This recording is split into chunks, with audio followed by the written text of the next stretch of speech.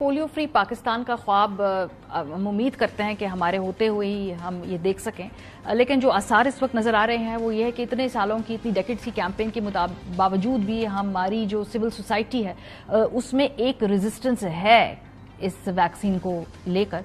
और इस ज़राए कौमी इंसदादे पोलियो प्रोग्राम के जो फैक्ट्स हमारे सामने आए हैं इनको डिस्कस करना ज़रूरी है कि पाकिस्तान में अभी भी जो वालिदैन इनकारी हैं अपने बच्चों को पोलियो के कतरे पिलवाने में, उनकी तादाद आपके साथ हम शेयर करना चाहते हैं। जो कुल तादाद है वो 63,496 है मुल्क भर में, यानी इस मुल्क में अभी भी तकरीबन 65,000 के करीब, 64,000 के करीब लोग ये समझते हैं कि पोलियो के कतरे उनके बच्चों के लिए ठीक नहीं है, तो वो रिफ्यूज कर देते हैं।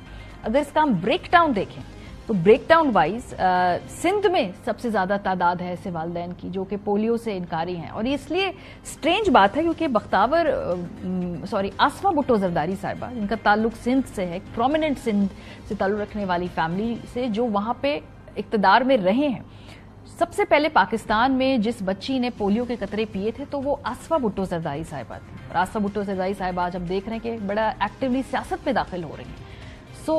क्या वजह है कि सिंध के अंदर लोगों में ये रिलक्टेंस है? तो सबसे ज्यादा तादाद तो हम देख रहे हैं 38,749 लोग वो सिंध से। उसके बाद खैबर पख्तूनख्वा, जनरली ख्याल है कि शायद खैबर पख्तूनख्वा में तादाद ज्यादा हो, लेकिन सिंध से निस्बतन कम है। बलोचिस्तान में अभी भी 4,000 के करीब जो पेरेंट्स हैं उन्होंने अपने बच्चों को पोलियो के कतरे नहीं पिलवाए। पंजाब में कंसिडरेबली बल्कि रिमार्केबली इंप्रूवमेंट है, सिर्फ 175 घराने ऐसे हैं जहां से उनको लौटा दिया गया। अगर इसका डेमोग्राफिक ब्रेकडाउन देखा जाए तो शायद हमें देखने में आसानी हो कि कौन ये लोग हैं 175, क्या बैकग्राउंड है, क्यों ये ऐसा किया गया। इस्लामाबाद जैसे शहर में 75 घरानों से लौटा दिए गए, नहीं पिलाए गए कतरे। आजाद कश्मीर में 24 के करीब ऐसे घराने थे। सो ये सिंध में ऐसा क्यों हो रहा है, खैबर पख्तूनख्वा में ऐसा क्यों हो रहा है? ये एक ऐसा ट्रेंड है जिसके बारे में हम बात करेंगे। डॉक्टर शहजाद बेग साहब, कोऑर्डिनेटर बराए इंसदादे पोलियो पाकिस्तान, हमारे साथ मौजूद है। बहुत शुक्रिया डॉक्टर साहब। 2024 में अभी भी ऐसे लोग हैं जो अपने बच्चों को पोलियो के कतरे पिलाने से झिझकते हैं। सरप्राइजिंग। और ये सिंध में ज्यादा ट्रेंड क्यों है, उसके बाद खैबर पख्तूनख्वा में है?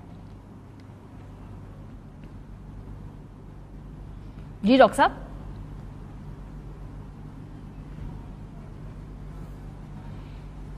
कोशिश करते हैं कि जी हम डॉक्टर शहजाद साहब से रब्ता कर सकें, क्योंकि जो नंबर्स हमारे सामने आ रहे हैं इनको समझने के लिए ये ट्रेंड्स ऐसे क्यों हैं, इसके पीछे लोगों की सोच क्या है, ये लोग क्यों रिफ्यूज करते हैं, ऐसे बहुत सारे सवालात हैं। ये हम क्लैरिटी हासिल करना चाहते हैं बिकॉज अभी भी 2024 में पाकिस्तान का शुमार सिर्फ गिनती के चंद ममालिक में है जहां पे बच्चों को अभी भी पोलियो होता है। दुनिया से जान छुड़ा चुकी है, लेकिन पाकिस्तान में हम देख रहे हैं दोबारा पानी के जो नमूनों के अंदर पोलियो का वायरस सामने आ रहा है। एक पूरी जनरेशन जवान हो गई जिसकी रिप्रेजेंटेशन अगेन मैं कहूँ आसमा भुट्टो जरदारी साहिबा करती हैं, जिन्होंने पहली मरतबा मुल्क में पोलियो कतरे पिए। डॉक्टर साहब, ये सिंध और खैबर पख्तूनख्वा में हम देख रहे हैं कि तादाद ज्यादा है उन वालिदैन की जो इनकारी हैं कतरे पिलवाने पे बच्चों को। ये ट्रेंड क्यों है? क्या वहां ऐसी ये रिलक्टेंस क्यों है इन दो जगहों पे?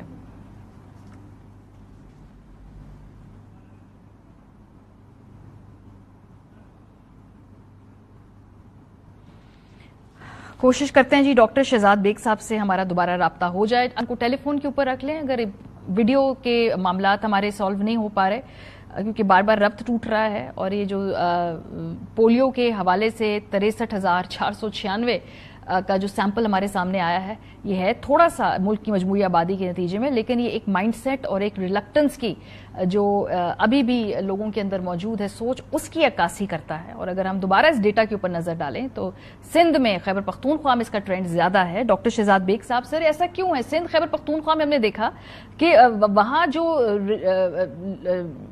पेरेंट्स हैं उनका ट्रेंड ज्यादा है एज कम्पेयर टू मुल्क के बाकी हिस्सों में। इसकी क्या वजूहत? जी अस्सलाम वालेकुम। जो हमारी कैंपेन्स होती हैं ये एक बहुत कॉम्प्लेक्स ऑपरेशन होता है जिसमें हमारे 4 लाख से ज़ायद पोलियो वर्कर्स और 80,000 से ज़ायद सिक्योरिटी और पुलिस के एहलकार तैनात होते हैं ताकि वो घर 3 दिनों में हर घर में पाकिस्तान के जाके 45 मिलियन से ज़ायद बच्चों को पोलियो के कतरे पिलाते हैं। और उसके बाद अगले 3 दिन में ऐसे बच्चे जो पहले 3 दिनों में घरों में मौजूद नहीं थे या जिनको वालिदैन इनकार करते हैं उनको रीविजिट करते हैं और उनको कतरे पिलाते हैं। इस सारे ऑपरेशन में अगर 4.5-5 करोड़ बच्चों को हम कतरे पिला रहे हैं तो इसमें बहरहाल कुछ बच्चे फिर भी कतरे पीने से रह जाते हैं, जिसमें तकरीबन 60 से 70 हज़ार ऐसे लोग हैं जिनके बच्चे हैं जिनके पेरेंट्स जो है वो इनकार कर देते हैं मुख्तलिफ वजूहात की बिना पे, जिनको हम कतरे नहीं पिला सकते। और तकरीबन 6 लाख ऐसे बच्चे होते हैं जो हमारी पोलियो टीम्स के बार बार घर में जाने के बावजूद भी वो घरों में मौजूद नहीं होते और मिस हो जाते हैं। वजूहात जो आपने कहा कि पेरेंट्स इनकारी है, ये वजूहात क्या है? क्योंकि पाकिस्तान में अगर चंद बच्चे भी पोलियो के कतरे नहीं पिएंगे तो हम मुकम्मल तौर पर एरेडिकेशन के करीब नहीं जाएंगे। So every child counts. वजूहात क्या है अभी भी कि जी आपने बिल्कुल ठीक कहा। पाकिस्तान इस वक्त जो है वो एक ऐसी क्रॉस रोड पे है जिसमें हमारा इंटरनेशनल कम्युनिटी से वादा है कि हम 2024 के एंड तक पाकिस्तान से पोलियो का खात्मा कर देंगे। इसके लिए हमारे 2 माइलस्टोन हैं। जो माइलस्टोन 1 है वो ये है कि इस साल जून के एंड तक जो वायरस पाकिस्तान में सर्कुलेट करता रहा है, जिसको हम YB3C कहते हैं, हम उस वायरस का खात्मा कर दें। और अल्हम्दुलिल्लाह मैं बड़े खुशी से ऐलान करता हूं कि वो वायरस जो पाकिस्तान में है वो पिछले 15 अक्टूबर के बाद किसी भी जगह पाकिस्तान में नहीं पाया गया। So maybe we are very very close कि हम उस वायरस का खात्मा करने में इस साल 30 जून तक कामयाब हो गए। दूसरा हमारा माइलस्टोन जो है वो ये है कि इस साल के एंड तक अगर कोई वायरस इंपोर्टेशन के जरिए पाकिस्तान में आता है तो हम उसका भी खात्मा करें। तो उसके लिए हमारे लिए बहुत बड़ा चैलेंज है। पिछले अगस्त से रिपीटेड इंपोर्टेशंस अफगानिस्तान से हुई हैं और वो वायरस इस वक्त पाकिस्तान के मुख्तलिफ अजला में डिटेक्ट हो रहा है, क्योंकि हमारा सर्वेलेंस सिस्टम इतना अच्छा है कि जहां भी ये वायरस पाया जाता है हम माहौलियाती नमूनों में उसको डिडक्ट कर लेते हैं ताकि हम वहां कैंपेन भी कर सकें और वहां की पॉपुलेशन को बता भी सकें। ठीक है डॉक्टर साहब, लेकिन मेरा बेसिक सवाल ये था कि सर ये जो बच्चे हैं जो पोलियो के कतरे नहीं पी रहे हैं, ये भी जब तक इनको नहीं पिलाए जाएंगे हम मुकम्मल तौर पे एरेडिकेशन का दावा नहीं कर पाएंगे। वजूहात क्या है, क्यों रिफ्यूज किए जाते हैं? क्या स्टेट उन तक पहुंच नहीं पा रही, समझा नहीं पा रही? आपकी बात बिल्कुल ठीक है।